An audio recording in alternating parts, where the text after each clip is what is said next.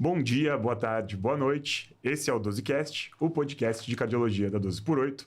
Eu sou o Rafael Rossi, vou ser o host de vocês hoje e, junto comigo para ajudar a conduzir esse podcast, o Dr. Diandro Mota, mais uma vez. Faz pouco tempo que a gente gravou junto já, né, Diandro? Foi, a gente teve o privilégio de gravar, acho que não tem nem um mês, Rafa, mas é sempre bom estar de volta aqui para esse bate-papo com você. Uma grande honra. E dessa vez eu vou ser um mero espectador, porque a gente vai falar um assunto que é bem particular da prática clínica do Diandro. Quer explicar um pouquinho pra gente o assunto de hoje, Diandro? O assunto de hoje é de uma relevância muito grande para o cardiologista clínico e nada melhor do que um ecocardiografista experiente para apresentar tudo que a gente precisa saber sobre esse assunto. Não é você? Não sou eu. O ecocardiografista experiente, aquele que já tem mais de 25 anos de atuação. Não vou falar mais para não entregar a idade, mas eu tenho o prazer hoje aqui, Rafa, de convidar e apresentar para vocês o Dr. Rodrigo Barreto. Dr. Rodrigo Barreto, doutor em cardiologia pela Universidade de São Paulo, vice-presidente do DIC, Departamento de Imagem Cardiovascular,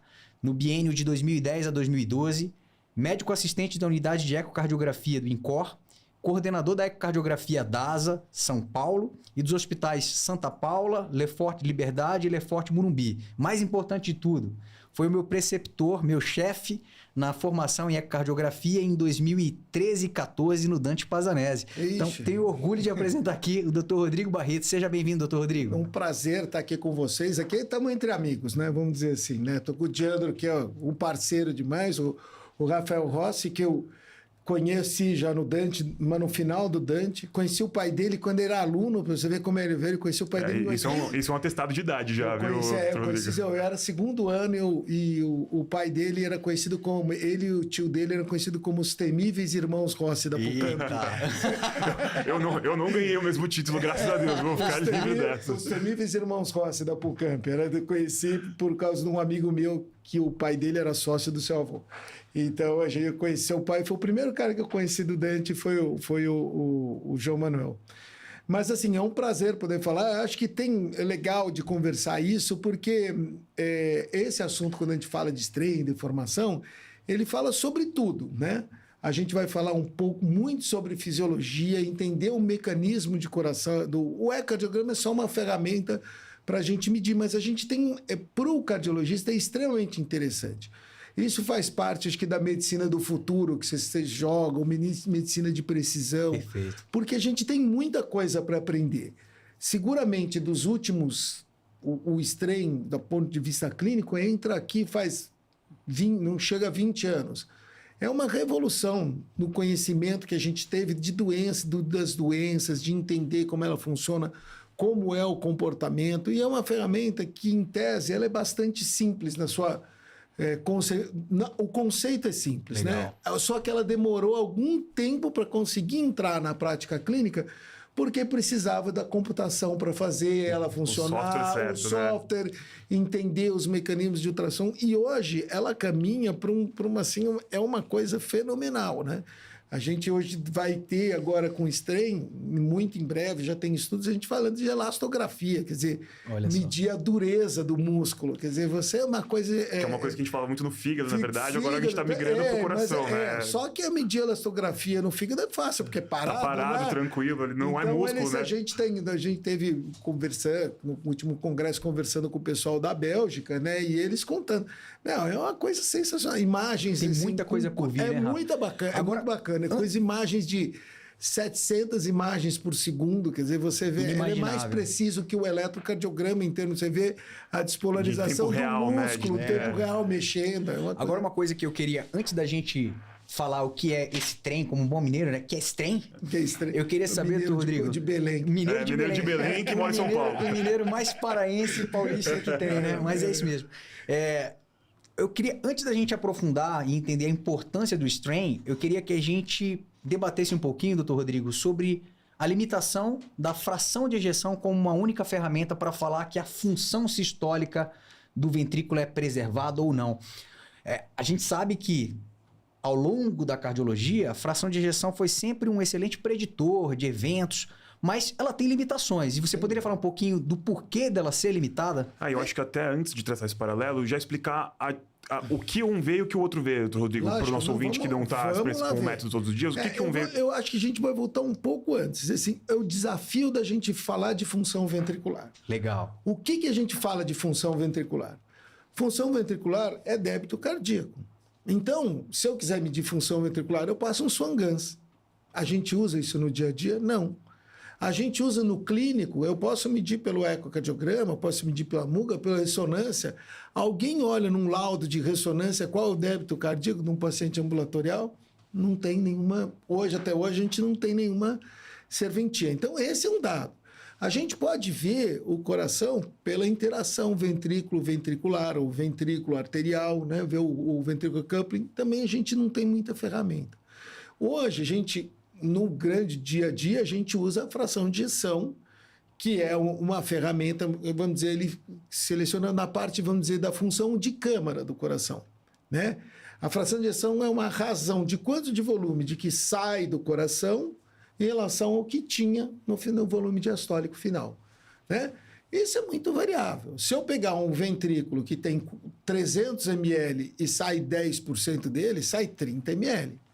Se eu pegar um ventrículo esquerdo que tem 60 ml de volume e sai 20%, vai sair 12 ml. Quer dizer, qual o significado disso? Olha a limitação que a gente tem, né? O que acontece é que a fração de ejeção ela virou um equivalente de função ventricular. Isso é corrente, todo mundo fala isso de função.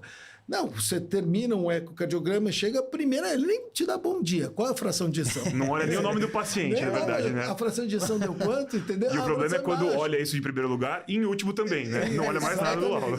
E a fração de ejeção tem um outro ponto, né? Quando você vai ver a questão de risco da fração de ejeção, ela caminha em salto, né? Então, assim, uma fração de 30% versus 35%, se você for ver no trabalho, o Digo fala muito disso, né? Ela caminha em salto. Então, ela é a mesma coisa. Perfeito. Entendeu? Seja por conta da variação da medida interobservador, da falha da medida, da variação de batimento a batimento, seja porque realmente ela não tem aquela precisão que a gente gostaria, grande, entendeu? Né? Então, assim, isso a gente vê. Quando os residentes chegam no eco, né? E a gente passa dentro da clínica. Você está lá, o paciente tinha 38% de fração de ejeção, aí ele na próxima consulta ele veio com 36%. Fala, ai meu Deus, ele piorou, e agora? Ou o inverso, né? Ele tinha 38%, agora tem 40%. Nossa, eu tratei muito. A terapia deu certo, né? Deu certo. Não, é tudo igual, entendeu? Não tem diferente. Então, a gente tem esses estratos lá. Óbvio, ele é um valor numérico, ele tem a importância, mas ele é um extrato. E outro ponto, normalmente a razão essas razões de volumes, elas vão acontecer num período mais tardio da doença miocárdia, da doença do coração. E aí a gente vem para falar do strain. O strain é uma medida que mede contratilidade. Esse é o grande desafio que a gente tinha da ecocardiografia. Ainda temos, mas ele já foi maior. Você fala assim, como é que é o ventrículo do coração? Fala, é hipocontrátil. Mas hipocontrátil quanto? Aí você vai falar do volume, que não é contratilidade. Não, a fração de ejeção deu dele 25. Ah, tá, ele é hipocontrátil, fração de 25. Mas ele é hipocontrátil com uma fração de 35, de 40. Ele é hipocontrátil. Perfeito, a gente não tinha como mensurar isso, né? Existem laudos que você fala, estratifica, olha, o segmento do coração é normal, é hipocontrátil, ou tem uma contratilidade normal, mas a gente não tem realmente como não tinha uma métrica. Acho que, isso. Resumindo um pouco do que você está falando, a gente tem a fração de ejeção como uma medida indireta da função ventricular. Exatamente. Que a gente não consegue colocar esse paralelo totalmente linear uma coisa com a outra. Às vezes uma coisa mente em relação à outra. Exatamente, né? não. Eu posso ter uma função ventricular boa, mas o meu... Contratilidade não está igual. Né? A fração de ejeção e variações, normal... você tem algumas limitações. A verdade, né? Muito dificilmente você vai ter um parâmetro que vai te responder tudo. Depende muito da condição do paciente, né? Eu falei, se você está na UTI, você não está ligando para a fração de ejeção, você vai aumentar a droga vasoativa, você quer ver o débito, você nem olha para a fração de ejeção. Se a fração de ejeção era 20, 25, 30, você está olhando, o débito subiu, beleza, estou tranquilo, minha medicação está fazendo efeito, ou não está. E para ajudar quem está escutando a gente ou está assistindo a gente, doutor Rodrigo... Ali, né? Ali. A gente acabou de falar, então, que a fração de ejeção é uma variação de volume. Você tem o volume diastólico, né? Você vai subtrair o volume sistólico e vai dividir pelo volume diastólico final de novo. Para você ver quantos por cento que foi ejetado, né? Exatamente. E quando a gente fala do strain, o que o strain é? Eu quero entender, assim, ó. Tô aqui ouvindo pela primeira vez. O que significa isso? Quem inventou esse nome, né? Quem inventou esse trem? Esse strain. Esse trem. Então, o strain, ele é um nome que a gente dá para uma medida chamada de deformação. Lá na fisiologia, lá década de 70, 60, os estudos todos que medem contratilidade, eles iam lá, punham a fibra miocárdica, faziam as medidas e conseguiam medir a deformação miocárdica. A gente não conseguia fazer isso até a chegada do advento do strain, né? A gente não conseguia. Hoje a gente tem uma métrica. Então, por meio da imagem do ecocardiograma, a imagem do ecocardiograma é um monte de fotografia, igual a gente via aqueles filmes antigos, um monte de fotografia que junta e forma animação. Cada imagem de fotografia do coração, cada imagem do ultrassom do coração, se você observar na foto mesmo do coração, o músculo do coração ele tem pontos brancos e pontos pretos. Vamos dizer, ele é como fosse um mapa de estrela. E existe um software que consegue reconhecer esses pontinhos. Então, ao longo de cada uma das medidas, ele vai reconhecendo. E ele vai comparando, por exemplo, 2 pontos. Se os 2 pontos em algum momento estavam aqui, no início da diástole, e na sístole eles vão se aproximando, significa que ele tem uma deformação e ele tem uma contração. E agora eu tenho uma métrica. Olha, diminuiu X%. Esse é o strain. A questão do strain é que o coração, eu acho que aí o Diandro falou, já estamos dando um spoiler do que a gente tinha combinado de falar, porque aqui é tudo, não tem nada, não tem nada espontâneo. Pode ficar combinado. À vontade de falar o que você quiser. Pode falar o que você quiser. É porque o músculo do coração não é uma estrutura bonitinha. Olha, ele contrai assim, ele diminui assim. É verdade, o músculo do coração, né, tem a teoria do Torrent-Guasp, né? A gente vai comentar aqui, né? Que o músculo do coração, em especial o ventrículo, é uma banda que roda por si só. É um músculo, é uma tira de músculo que ela é enrolada em si mesmo, né? Ela começa lá do tronco da pulmonar e ela termina, e depois a gente tem um movimento de espiral, talvez. Isso, formato helicoidal, né? Uma forma em espiral, helicoidal, né? E eu lembro, doutor Rodrigo, dentro desse assunto, em 2013 você mostrou esse vídeo, né? Que a gente vinha comentando antes de começar a gravar, que eu falei, Rafa, tem um vídeo que eu procuro numa plataforma, né? Há muito tempo e não acho, que foi de uma aula do doutor Rodrigo, em que ele mostrou um coração que tinha ficado por um tempo sendo ali... cozinharam o coração e depois retiraram e desenrolaram aquela banda muscular e dava para ficar muito nítido que aquela era uma única banda muscular em volta ao redor do próprio eixo, né, com formato helicoidal. E foi pela primeira vez, então, que eu tive uma visão clara, doutor Rodrigo, como que funcionava o processo de contratilidade, com twist, untwist, o encurtamento longitudinal, o espessamento. Nós vamos falar isso. Então...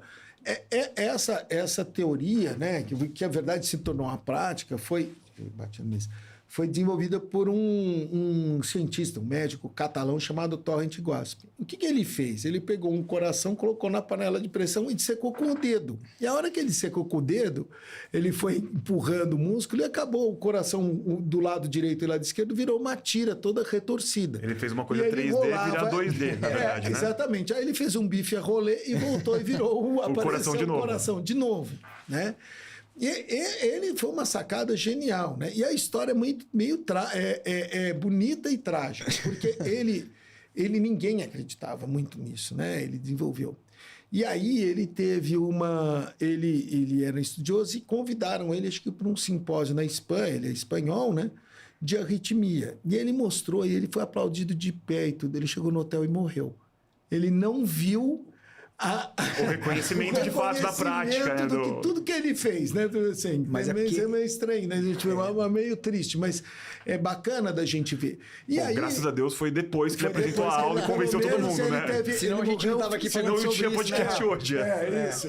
Agora, quando você vai, né, nesse músculo retorcido e você vai ver, tanto pelo fato dele ser retorcido, as fibras do coração, elas têm uma disposição completamente diferente. Então, quando você olha na anatomia e olhar, vamos dizer, no ventrículo esquerdo, por exemplo, do endocárdio para o epicárdio, As fibras do endocárdio, não é que elas estão em direção entre a válvula mitral e o ápice, mas elas têm uma disposição mais longitudinal. Então, a gente pode medir a deformação, por exemplo, no ecocardiograma no apical 4 câmaras, aquela imagem convencional que tem em todo o livro, ele faz uma medida da deformação longitudinal, que reflete muito a função subendocárdica do coração. E se a gente pensar, e aí a gente vê a vantagem que a gente tem, que as doenças do miocárdio, a coronariopatia, elas começam doendo para o epicárdio, a gente tem uma ferramenta que permite a gente ter uma avaliação antes dos fenômenos ocorrerem. Então, esse é um lado super bacana. E, para sorte nossa, é o que é mais fácil de fazer. Mas a gente pode medir a deformação, quer dizer, você caminhar do endocárdio para o epicárdio, as fibras depois são circunferenciais e até em forma radial. Não existe uma fibra exatamente circunferencial radial. A gente fala isso porque a gente precisa racionalizar uma coisa muito complexa, né?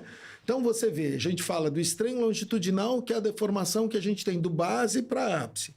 Reflete muito a função subendocárdica. Graças a Deus é mais fácil, tem altíssima reprodutibilidade, ele é muito bom.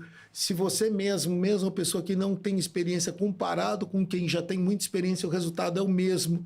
Diferente, por exemplo, da medida da fração de ejeção, não estamos falando de inteligência artificial, estamos falando do operador, pessoal, né? Do operador de bancada, ele tem uma variabilidade muito menor para o operador. Então, é uma ferramenta interessante.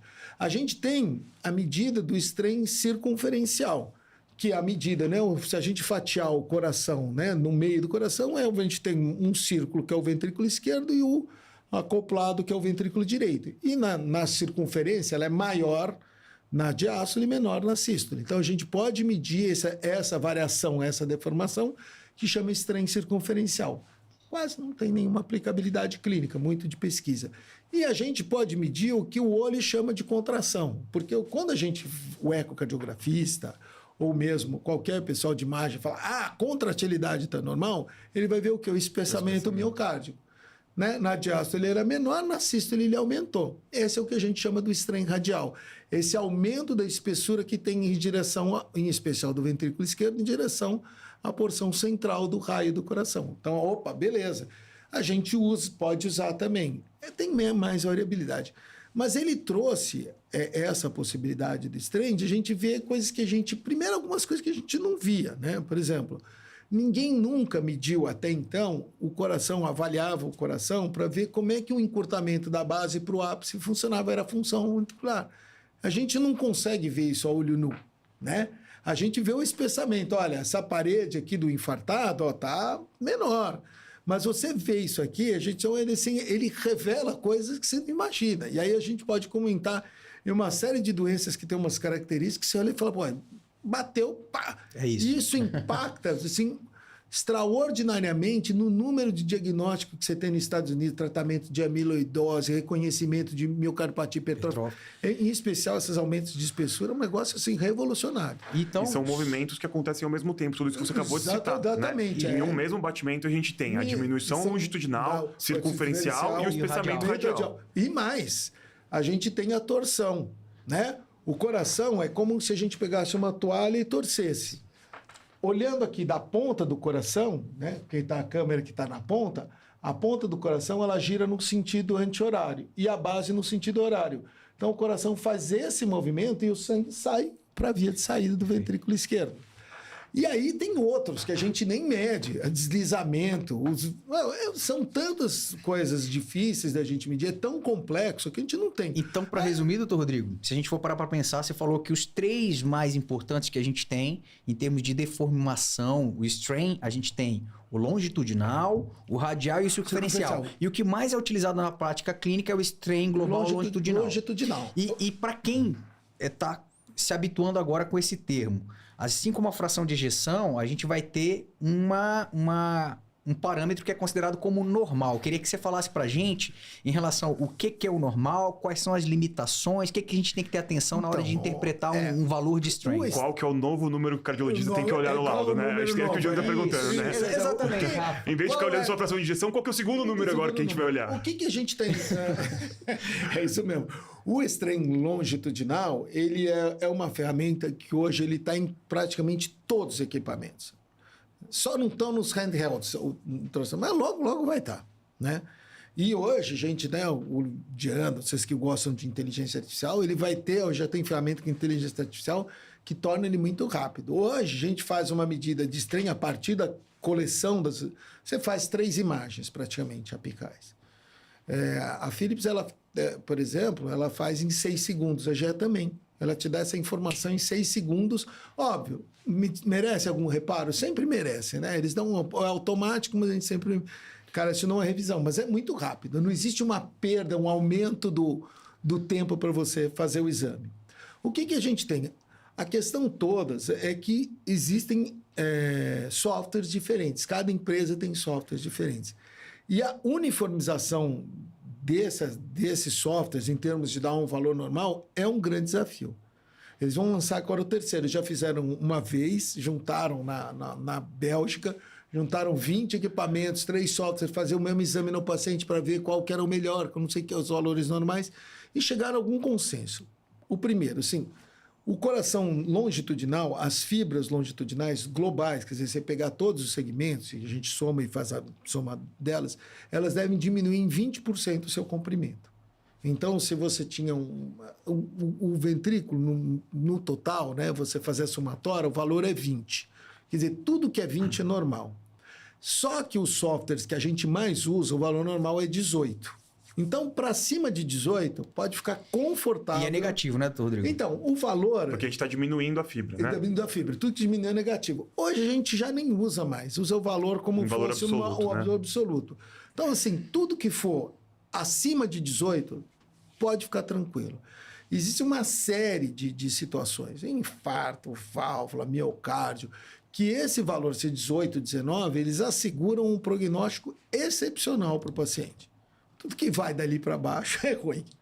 Existe, como tudo, uma zona cinzenta, né? Essa zona cinzenta, ela hoje, a gente não... Vira em torno entre 16 e 18, é aquela coisa, repete o exame daqui a um tempo, sabe? A gente evita ela, né? Sinal amarelo, sinal amarelo.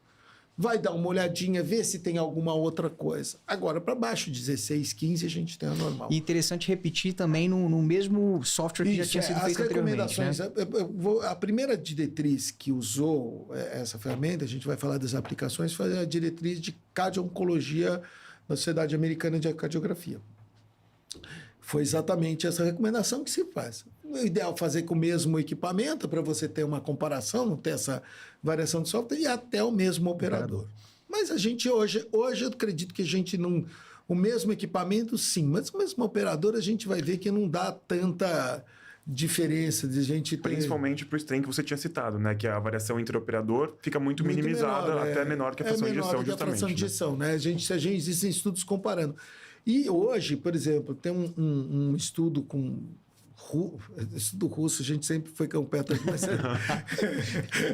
mas a gente sabe, né? Mas é um estudo que contemplou 4 mil pacientes. E em termos prognósticos, eram pacientes com IC aguda, dos mais diversos tipos. Esse estudo é muito bacana, porque ele mostra justamente a diferença da fração de injeção. Então, o que ele mostrou? O strain, quanto pior o strain vai diminuindo, a cada porcentagem existe um aumento de taxa de mortalidade do paciente. É uma coisa linear. Uma correlação linear. Na fração de injeção, não. Ela é um, vamos dizer assim, tem uma parte que é maior, uma parte que é menor, né? Então, você ele te dá essas informações. Qual é o grande problema hoje da aplicação? É que a gente não existe, por conta dessas divisões de equipamento, não existe o que a gente... Existem citações, mas nenhuma sociedade, nenhuma diretriz, ela coloca assim, disfunção do coração, da strain longitudinal com disfunção discreta, moderada ou grave, como a gente tem para a fração de injeção. né? Justamente, talvez pelo fato de que você tem essa linearidade tão perfeita, vamos dizer, ou tão próxima da perfeição, que não cabe isso, entendeu? Você fala assim, não, é discreto. Então, você faz o comparativo, o paciente ele não tem. Mas a gente sabe que strain abaixo de 8%, o prognóstico é muito ruim, né? A gente tem estudos que a gente fez, inclusive, lá na época do Dante, né? da Suzy, a tese dela, depois fizemos com estudos derivados do trabalho miocárdico, strain. A gente tem umas coisas que a gente vê, questão de viabilidade miocárdica, é bem interessante a gente ver, sabe? Queria aproveitar, doutor Rodrigo, que você citou que na vanguarda da aplicação do strain na nossa prática clínica veio a diretriz americana de cardio-oncologia, né? Foi a primeira. Foi a primeira que teve a abordagem. Eu queria que você falasse desse tema, porque você citou, né? Como a gente avalia ali o encurtamento longitudinal e está tendo a oportunidade de avaliar ali na região do subendocárdio, ali não, na região do endocárdio, a gente pode estar antecipando problemas que a gente ainda não estaria valorizando. Como que isso vem sendo aplicado na oncologia? Então, essa foi muito bacana. O que eles viram, né? Eles fizeram um estudo do Sawada, que foi um clássico. Eles pegaram troponina, strain e fizeram estudo com antraciclina. E aí eles foram fazendo o ecocardiograma. Ao longo do tratamento, em dado momento, alguns pacientes têm um que a gente chama de cardiotoxicidade, cuja definição por essa diretriz é uma queda da fração de ejeção. E aí eles foram ver que esses indivíduos que tinham a queda da fração de ejeção, eles já tinham alteração do strain muito precoce. Então você poderia predizer a alteração. Hoje, né, a cardio-oncologia ela trabalha numa série de caminhos, mas especialmente, né, evitando que essas medicações, essas substâncias, não é substância, porque tem rádio, químico, né, esses tratamentos tragam algum prejuízo em termos da queda da fração de ejeção, que o prognóstico piora muito. E aí o strain entra. Esse estudo, a primeira diretriz, que foi feita pelo Juan Carlos Plana, né, que na época ele estava agora, eu acho que ele era da Cleveland, foi para o MD Anderson ou vice-versa, né? Ele esteve aqui no Brasil, a gente conversando, ele falou exatamente o seguinte: a gente faz o strain antes do paciente. O ideal é você fazer o strain no momento que o paciente vai começar o tratamento oncológico dele. Ele vai passar, o oncologista, o hemato, vai pedir para o cardiologista avaliar, peça um eco com strain. Esse é o eco de identidade dele. Legal. Ele vai ter um valor de fração de ejeção, X, que você vai fazer, e o ideal é sempre fazer pelo método de Simpson, se tiver o tridimensional, melhor ainda, e fazer o strain dele. E ao longo do tempo do tratamento, você vai repetindo. Quanto repete, depende muito de qual protocolo, não sei o quê, mas você vai repetindo em algum momento. Se você tiver uma variação de 8%, não 8 pontos percentuais, 8% entre um e o outro, ok, está dentro da variabilidade da medida. Se você tiver acima de 15%, quer dizer, ele tinha 20% e ele diminuiu 15%, então ele vai diminuir de 15% para 18%, 17%, opa, há um indício que ele deve... É um altíssimo paciente que está acontecendo e possivelmente ele tem uma altíssima chance de cair a fração de ejeção dele. E aí... E entre 8 e 15 repete mais uma vez para a gente tirar dúvida, entendeu? Ele é a famosa zona sintética. Então, ou seja, a variação absoluta é muito pequena, né, Rodrigo? Se a gente está falando de uma variação de 15% proporcional, uma variação absoluta é de 3% para alguém que tinha um valor inicial de 20%. É isso aí. É uma sensibilidade muito grande. Então, agora que a gente trouxe para a prática clínica o uso do strain, e a cardio-oncologia acho que é o que está mais em voga hoje em dia, né? É uma especialidade nova, né? Normalmente, em pessoas saudáveis, a gente tem que a fração de ejeção e o strain meio que andam de mãos dadas, parecidos. Mas, quando a gente começa a ter um doente, a gente começa a inicialmente ter uma queda do strain, apesar da fração de ejeção se manter inalterada. Ou não chegar num nível de você ficar preocupado, né? Mas então a cardio-oncologia traz esse conceito importante que a gente começa a usar o strain para aplicar em outras doenças que não só na cardio-oncologia, né? E esse é uma mudança de paradigma que a gente tem em medicina, né? Eu acredito que até na própria estenose aórtica, né, doutor Rodrigo, a gente tem trabalhos demonstrando que ela sempre tem aquela questão de será que esse paciente com estenose aórtica grave ele realmente é assintomático? Aí você tem a possibilidade de colocar ele no teste de esforço e tal.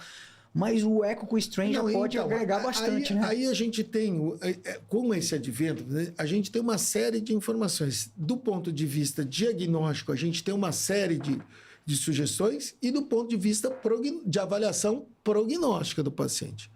Do ponto de vista diagnóstico, acho que é bom a gente esclarecer, então, não, oncológico, diagnóstico excepcional.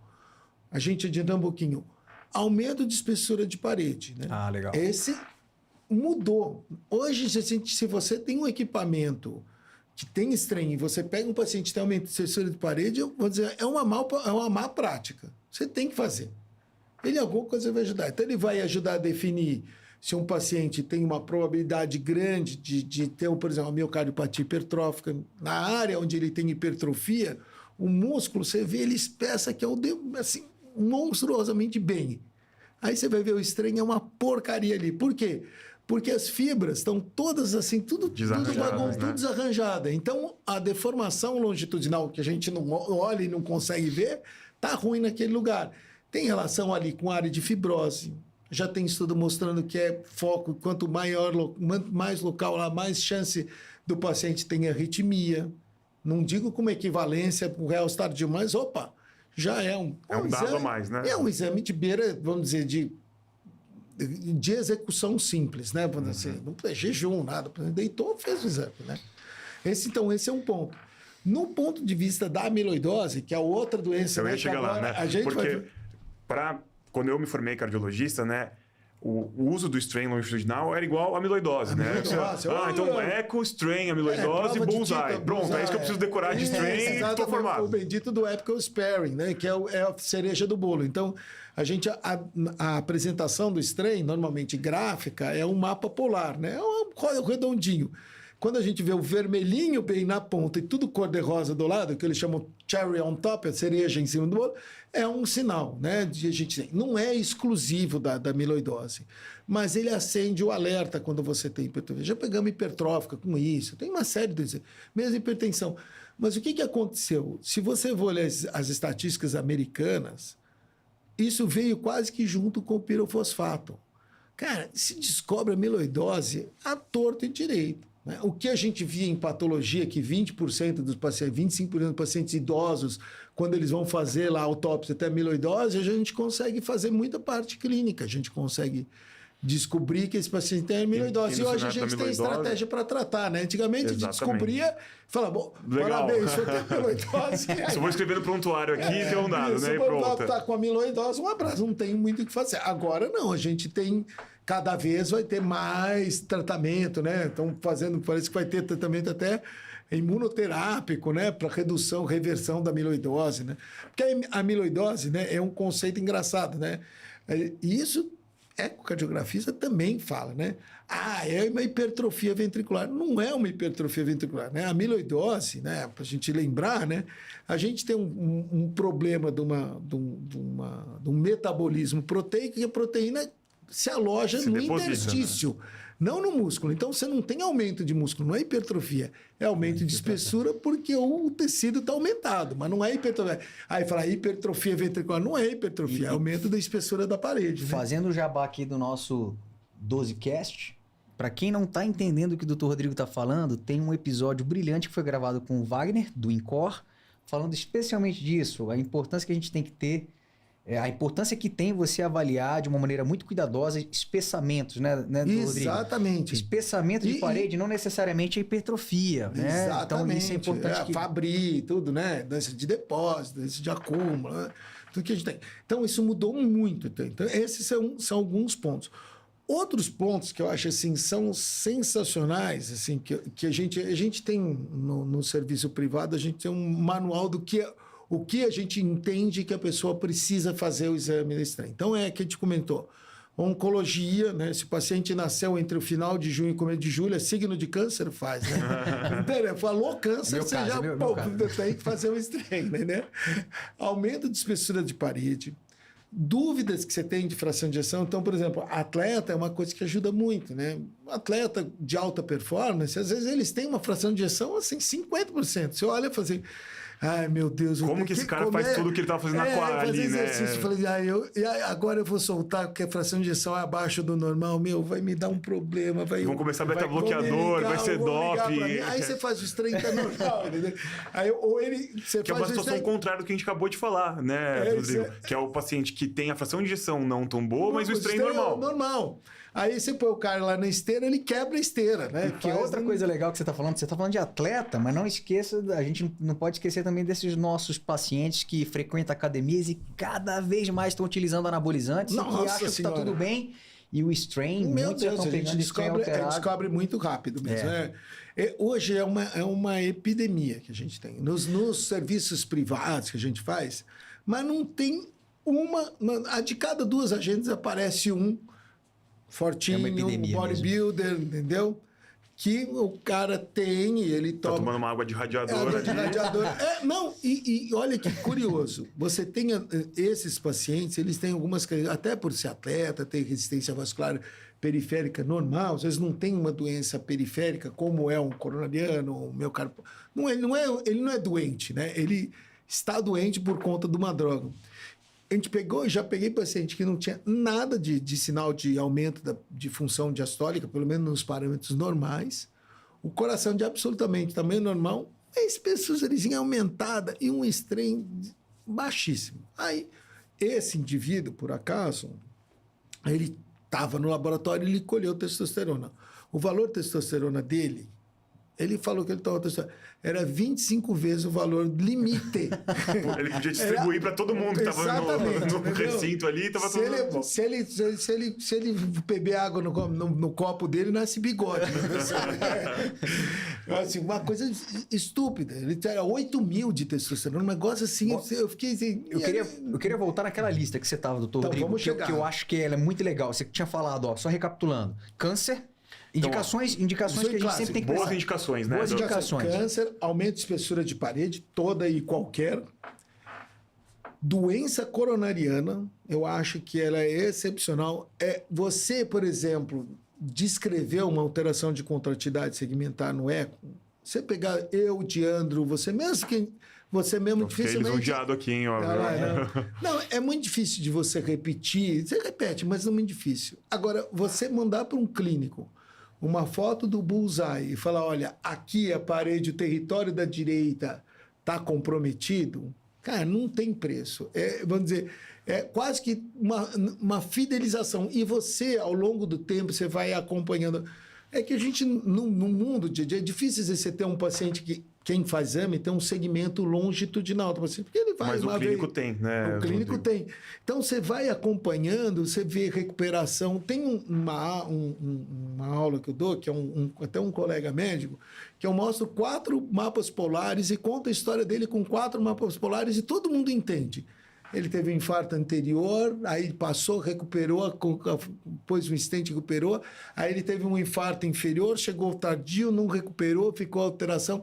Então ele ajuda muito isso. Na DAC estável ou na DAC multiarterial, pacientes mais graves, a gente tem um hábito de fazer um pouco isso com cintilografia, né? Exatamente. O cara que ou você não consegue revascularizar e vai medicando e vai vendo se melhora e vê se baixa a carga isquêmica ou se a área de fibrose é grande. O eco com strain é uma boa ferramenta também para tentar demonstrar... Você acompanhar sem sombra de essa melhora desse doente. Eu acho isso muito... Fora que o dado numérico do strain, ele tem um valor prognóstico superior à fração de ejeção, de novo, que a gente falou. Legal. Em termos dos coronarianos, o strain, ele é um strain ruim, baixo, um strain difícil. É mau sinal, né? Por exemplo, você pegar 2 pacientes que têm uma fração de 35%, um que tem um strain de 8 e um que tem um strain de 11. O de 8 vai pior. Você não precisa nem pensar. Ele vai... O caminho dele, a trilha dele, infelizmente, vai ser mais comprometida. E em relação à revascularização, existe alguma reprodutibilidade também, doutor Rodrigo? O paciente tinha um território que era mais hipocinético. Pós-revascularização, eu consigo quantificar isso com o strain também? Você consegue evidenciar isso sim. Que também. É o que você trouxe um paralelo inicialmente com a gente em relação à fibrose, talvez relatório de ressonância. Tem uma outra condição que a gente não é uma condição classe 1A, talvez seja 2A, que a gente fala do pronto-socorro. Mas vamos continuar na 1, senão o Tiandro me pega. Não, tô na lista aqui, ó. Câncer, aumento de espessura, coração de atleta E agora, você acabou de falar de coronariopatias. E aí a gente vai entrar no cenário das válvulas, né? A válvulas, o grande desafio da válvula é aquela história, vamos dizer, do C para o D, né? Sim, perfeito. Do assintomático... Do grave, assintomático para o sintomático. Ou do C1 para o C2. Vamos dizer, do doença grave, que você tem o C2, você tem uma nítida comprometimento da função ventricular e o C1 não tem. E aí você vai ver nos algoritmos, lá, né, nos fluxogramas, o tratamento é diferente. O estranho tem essa perspectiva da gente ter. Então, a gente, por exemplo, na estenose aórtica, se você tiver um strain abaixo de 15%, e aí tem esses números mágicos para a estenose aórtica, é 15%, né? O prognóstico é muito ruim, mesmo você atendendo. E na estenose aórtica, o mais curioso que a gente tem, você vê como as coisas caminham juntos, né? Quando começou a fazer TAV, qual que era o perfil de paciente que a gente procurou, né? O primeiro partner. Idoso, inoperável, velhinho. Mal. Quem que é o pessoal? Idoso, que tem aumento de espessura da parede, que por acaso tem estenose aórtica? Os amiloidoses. Então, tem uma série de estudos que mostram que nesse grupo de paciente, você identificou o ecocardiograma, por conta do strain também, até 1/4 desses pacientes tem amiloidose também. E que estava ficando na conta da estenose aórtica, né? Sim, mas uma coisa, assim, nesse perfil de paciente, quando você implanta a TAV, né? A gente fugindo um pouco do strain, não modificou, eles têm uma boa resposta. Então, a amiloidose parece que, obviamente, ela influencia, mas ela não, vamos dizer, não modificaria a orientação terapêutica do paciente. Então, esse é um dado. Na insuficiência mitral também, né? A grande busca é aquela hora que a fração cai, né? Você tem...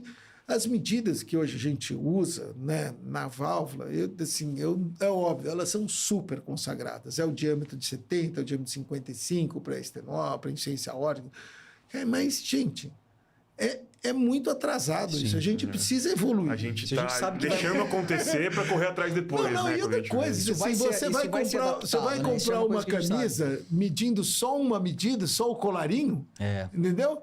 Pô, você vai comprar o colarinho T40, mas até o braço é comprido. Quer dizer, não tem sentido. Hoje a gente tem uma multiparametrização. Óbvio, isso está super consagrado. Eu não acho que vai deixar.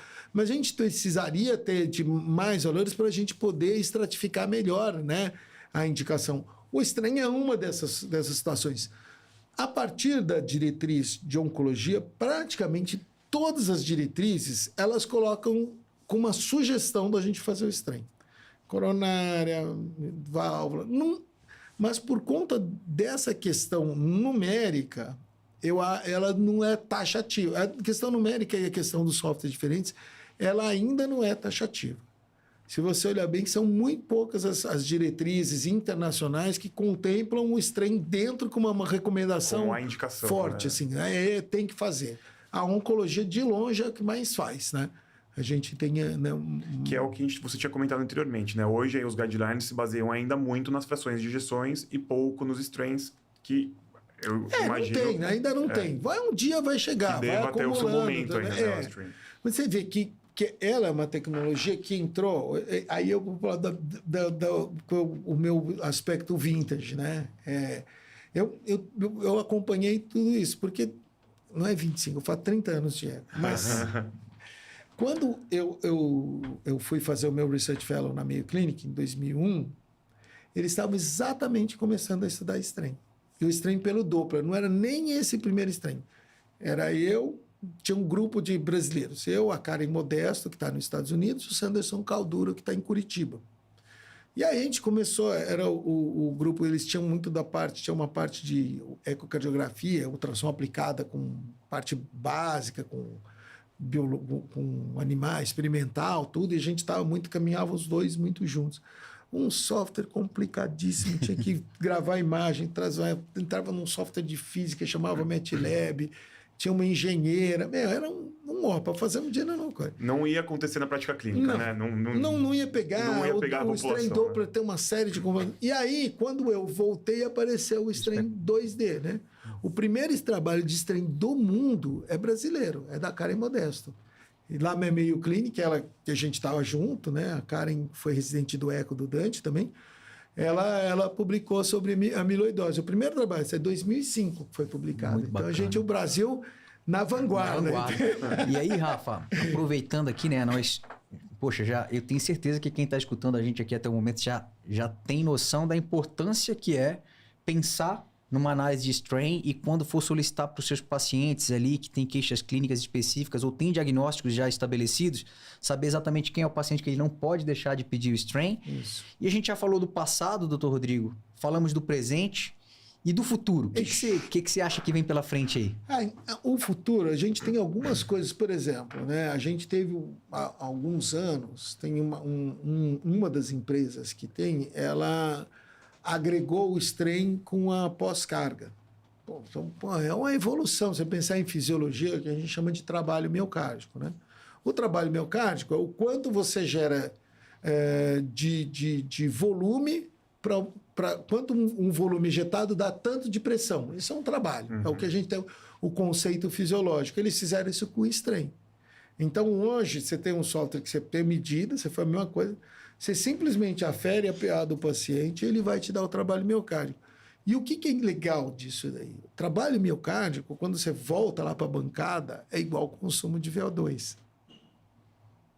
Então, você vai e volta. É super legal. Você volta para a fisiologia básica, cara, básica. E aí você vai ver. Aí você pega um paciente desse não falamos de ressincronizador, que é uma outra. Eu quero a minha tese do mestrado. É a tese de doutorado dele. Vamos falar lá depois. Mas assim, aí você pega um paciente, você vê a fisiologia, o cara põe um ressincronizador, muda tudo. Cara, é tão bacana de você ver, né?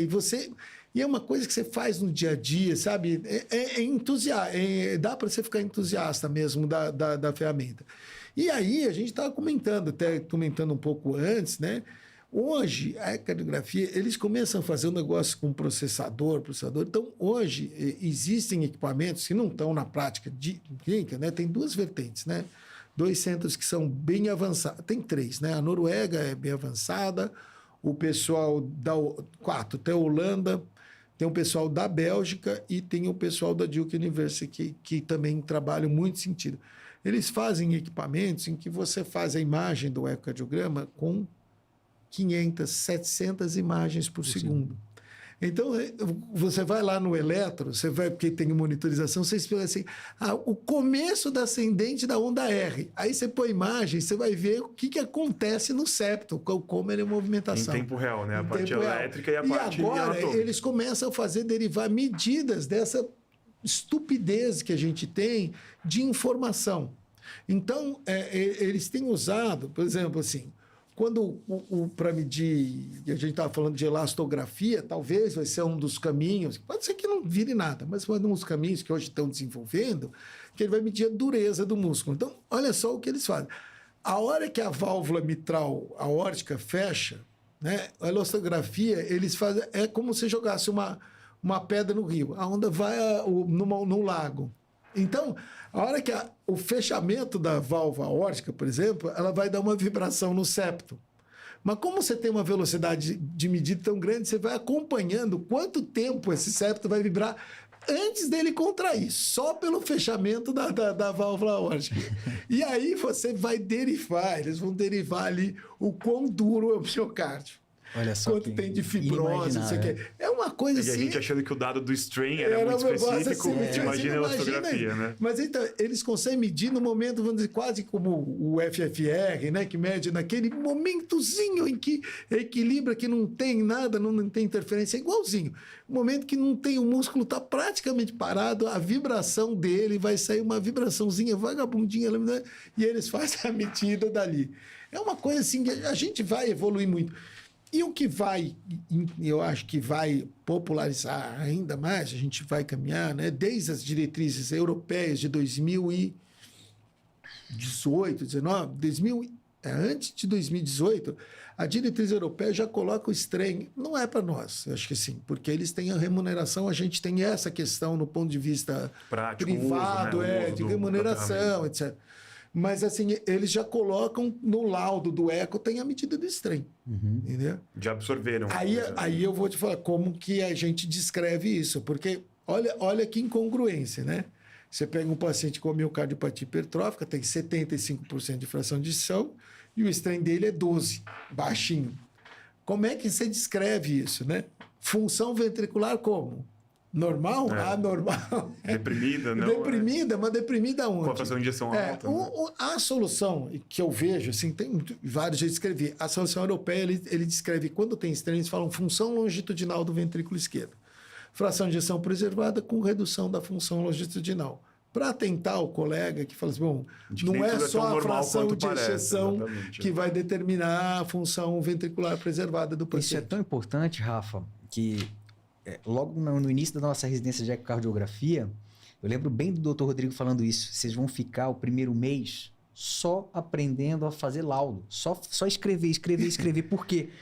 Porque a gente não tem noção do que o laudo é capaz de transmitir, de conceitos para o clínico, e que é muito importante que você saiba descrever. Só que o que acontece? Nem todo mundo, quando pega o laudo, consegue entender o que tem ali, a riqueza de detalhes que consegue tem. valorizar o que você encontrou, Fica uma dica nossa para um podcast detalhando, esmiuçando um laudo de ecocardiografia. Diferentes padrões de laudo, um de uma hipertrófica, um de uma amiloidose, onde o cara pode se encontrar dentro desse laudo, porque tem muita informação relevante, isso que o Dr. Rodrigo falou, é muito importante. E agora, puxando um pouquinho... Vamos falar do Isso. O que é legal? A gente tem hoje, uma das áreas que a gente tem, por exemplo, é que ele entra no escopo das dilatadas também. Então, disfunção ventricular... Eu acho que todos os pacientes que têm uma redução de fração de ejeção, ele merece uma medida do strain. Então, na prática diária, isso não acontece. No mundo privado, isso não acontece com frequência. Assim, você pega um paciente, é muito incomum, mas ele vai fazer pré-operatória, avaliação. Não cabe você fazer essa rotina. Rotina de strain. Né? Mas, assim, o paciente que tem disfunção, qualquer queda de fração de ejeção a gente tem. O que o strain mostrou, tem demonstrado? Ele faz o ganho, hoje, um dos tratamentos, quando você chega no final, né, ou quase no final da linha de tratamento medicamentoso, é você tentar reconfigurar o coração quando ele tem uma atividade elétrica normal. No caso que a gente chama de o bloqueio de ramo esquerdo. Né? O que acontece? Você coloca um marca-passo. Hoje os marca-passos mudam todos, mas os marca-passos que eles tentam reconfigurar para que a atividade elétrica, a despolarização, aconteça de uma forma harmônica e você melhore a eficiência do coração. Porque nesse cenário onde o coração está assincrônico, que é isso que é o resumo do que a gente está falando, nem sempre a gente tem uma alteração tão ruim da deformidade, mas a ejeção está comprometida com certeza. Não, mas não é só isso, não. O ganho que a gente vê... ele é, quando você faz a medida, o ganho, a indicação, ela é cada vez mais precisa se você aliar o strain. Por que acontece? Você começa a medir a deformação em diversos locais do coração e você vê a temporalidade. Então, existe, hoje, quando você vai pegar um paciente que vem para avaliação pré-implante de ressincronizador, se ele tiver um padrão eletromecânico de bloqueio de ramo esquerdo, a chance de você colocar o ressincronizador e esse ressincronizador funcionar é altíssima. Chegou ao requinte de você fazer isso, especialmente de você fazer a avaliação do strain do septo. No bloqueio de ramo esquerdo existem 4 curvas sugeridas. Cada uma tem um prognóstico diferente. O septo, se você olhar bem no bloqueio de ramo esquerdo, né, o estímulo vem do nó AV, aí quando ele entra no coração, ele vai despolarizar o septo no comecinho, então o septo tem algum grau de contratilidade, aí ele é bloqueado. Aí ele não vai para o lado esquerdo, aí ele vem para o lado direito, ele bloqueia o lado direito, então o septo tem uma primeira despolarização, ele tem algum movimento. Aí ele vai para o lado direito, passa por cima do coração, lá pela via de saída do ventrículo direito e vai estimular a parede lateral. Aí a segunda parte que contrai, obviamente, é de milissegundos, Exato. É a deformação da parede lateral. E aí a parede lateral vai despolarizar o septo. Então, quando você olhar num ecocardiograma do bloqueio de ramo esquerdo, tem uma movimentação em chicote, assim, o septo assincrônico, anômalo, que é exatamente uma reflexão mecânica. A gente, no eletrocardiograma de repouso, olhando, você não vê isso. Mas no strain eu vejo.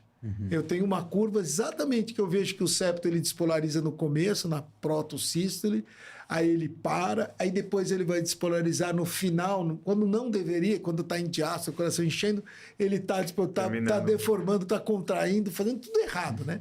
Por isso que quando você vamos dizer, reestabelece alguma normalidade, você ganha muito para o paciente.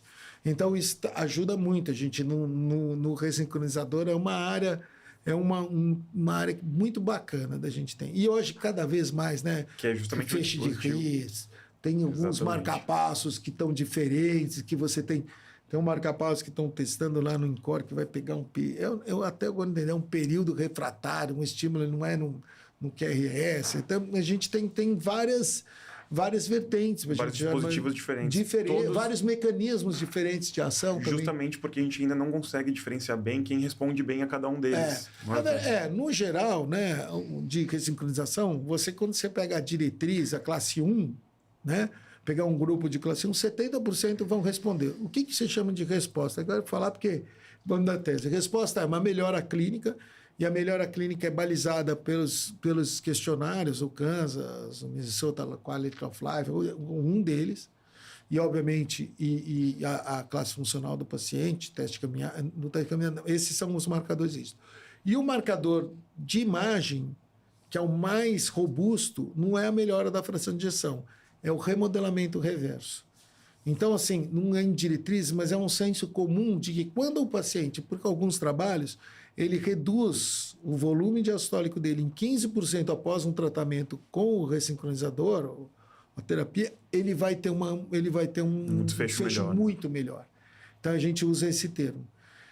E aí a gente avalia isso por da cadência. Então, quando você tem esse perfil de indicação classe 1, 70% vão nesse caminho. 30% não vão. Talvez 30% porque ele tem um bloqueio de ramo esquerdo, mas não é um bloqueio de ramo esquerdo verdadeiro. Ou, às vezes, é multifatorial, a gente não sabe. Passou do ponto, né? O coração está tão grande que não vai reverter mais, entendeu? Então, a gente tem... E aí, obviamente, tem muita coisa que a gente sabe e muita coisa para a gente ainda saber. São muitos fenótipos, né? E aí, aproveitando agora, chegando no finalzinho, a pergunta é para você, Rafa. O Rafa, doutor Rodrigo, você já acompanha a jornada dele, ele é um cara que tem a formação em IC avançada. Você acha que no futuro, Rafa, essa nomenclatura que a gente dá, IC com fração de ejeção preservada, IC com fração de ejeção levemente reduzida, IC com fração de ejeção reduzida, recuperada, vai ter um sobrenome aí acrescentando o strain nesse fenótipo para a gente poder entender melhor. Vendo vocês falando, dá para ver que o entendimento de como funciona o coração já é muito diferente do quando a gente lê uma diretriz e fala de fração de ejeção, né? Então a gente está olhando lá dentro e vendo como está de verdade a parte anatômica, ela está se desenrolando, né? E a gente não tem essa tradução ainda do ponto de vista literário, a gente só vê o quanto entrou, quanto saiu e valoriza isso. Mas eu vou até além, Diana. Você fala se não vai ter um sobrenome além da fração de ejeção. Tomara que eventualmente a gente consiga substituir a fração de injeção, né? Não é um sobrenome, mas talvez ter um dado ainda mais fidedigno do que a própria fração de injeção que consiga antecipar tudo isso que a gente discutiu hoje, né? E a gente consiga ser mais assertivo e, em vez de correr atrás das consequências, a gente antecipar e evitar que elas aconteçam. Ser mais ativo e menos reativo, né? Exatamente. Acho que essa eu acho é a que mensagem. na minha opinião, a fração de injeção vai continuar. Eu acho que ela vai continuar para sempre. Até porque os dados são muito robustos usando são muito robustos. Né? E ela é um marcador forte, né? Quando ela tal nível, ela é um marcador, né? O problema é a gente se fiar muito em número, né? Tem exatamente. Muito coisa. Os cortes, né? Os cortes é que pega tudo em medicina, né? A gente quer transformar, às vezes, coisas muito complexas em coisas simples para a gente poder caminhar e generalizar e facilitar, fazer uma talvez, coisa né? pro dia a dia, né? Excelente, Rafa. Eu acho que o bate-papo aqui foi excepcional para os cardiologistas clínicos que não tinham noção ainda do que é o strain, o que é esse trem, né? Agora já sabe e vão poder aplicar muito mais esse conceito na sua prática. Tenho certeza que vai ser um dos episódios de maior... Olha, com certeza eu posso falar como cardiologista clínico que não vivencio a prática diária, que isso muda muito a visualização, né? A gente, foi o que vocês falaram, quando você está preso no laudo, mas não está olhando o que está acontecendo, você perde informações, né? Então, é importante a gente saber, do ponto de vista de quem está fazendo o exame e está olhando lá dentro, o que é importante, o que ele quer te transmitir quando ele te passou aquelas informações. Então, eu, como o cardiologista que estava aqui, clínico, com certeza posso falar que aprendi muito hoje e me ajudou demais na hora de avaliar o exame. E a gente conseguiu falar de imagem sem mostrar uma imagem. Uma imagem, Exato. Mas é porque já fica o período é igual rádio, né? Só na imaginação. Esse é um bom desafio, esse foi um ótimo desafio mesmo. E chegando aqui ao finalzinho, Rafa, eu queria agradecer novamente a presença do Dr. Rodrigo. A gente sabe o quanto que o tempo da gente é precioso, né? E a presença dele aqui pra gente é de extrema gratidão, porque a gente vê o quanto que ele valoriza essa proximidade com a gente. Eu fui residente dele, sem sombra de dúvidas, ele é uma liderança dentro da cardiologia e da cardiografia. Eu não tenho esse residente, eu só tenho amigo. Não, isso é verdade. Onde ele vai, todo mundo sempre... Onde eu vou e sabem de onde eu sou, sempre me perguntam sobre ele, como ele tá. É um cara muito bem quisto no Brasil inteiro e a gente... É um prazer estar aqui com vocês.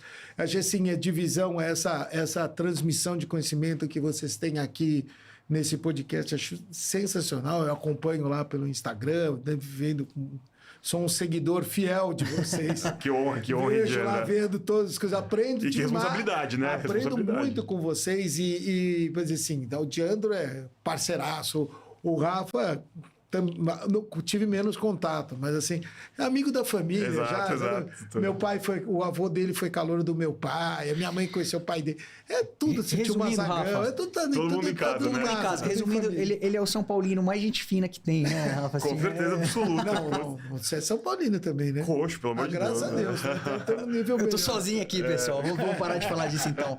Mas, mais uma vez, queria deixar você fazer as suas últimas considerações, doutor Rodrigo, e a gente passar a palavra pro Rafa fazer o encerramento desse episódio. Não, para mim, mas a gente conversou tanto. Acho que se a gente... Eu falo pouco aqui, né? Ficaria umas 4 horas falando, contando história, não sei quem. Mas eu acho que é legal a gente ter esse tipo de abordagem. Eu achei, assim, gostei muito de ter participado e louvo, assim, espero que quem ouça, tiver alguma dúvida, pode entrar em contato, procura no Instagram, Rede Barreto RBM, pode entrar ou entra por vocês e me passa. Eu tenho o maior prazer da gente discutir, eventualmente, algum caso ou algum conceito. Então, estou à disposição aqui para participar ativamente com vocês aí, parceiros de coração. Muito mesmo. obrigado. 12 por 8. Eu só ratifico tudo que o Diandro acabou de falar, né? Pra gente, quando a gente tem nossos mestres vindo aqui e poder ter esse espaço de ouvir de novo e ouvir cada vez pontos mais específicos e uma medicina de tanta qualidade que eles fazem, né? E poder reproduzir é uma grande honra pra gente. Então, só fica aqui meu agradecimento enorme. Foi um prazerzaço aqui. O episódio, sem dúvida nenhuma, ficou de muita qualidade. E agradecer aos nossos ouvintes aí. Lembrar que não é só o 12Cast que tem de plataforma. A 12 também oferece a 12 News Prime, que é quem patrocina justamente o 12Cast e faz com que a nossa plataforma consiga transcorrer de maneira tão boa e tão evolutiva que ela tem sido. E falando na Prime... Temos uma edição da Prime específica sobre strain, né? Então, quem quiser aprofundar um pouquinho mais seu conhecimento sobre esse tema que o Dr. Rodrigo debateu tão bem com a gente, fica convidado para conhecer. Obrigado a todos. Obrigado, a gente espera encontrar vocês em breve. Forte abraço. Valeu. Forte abraço.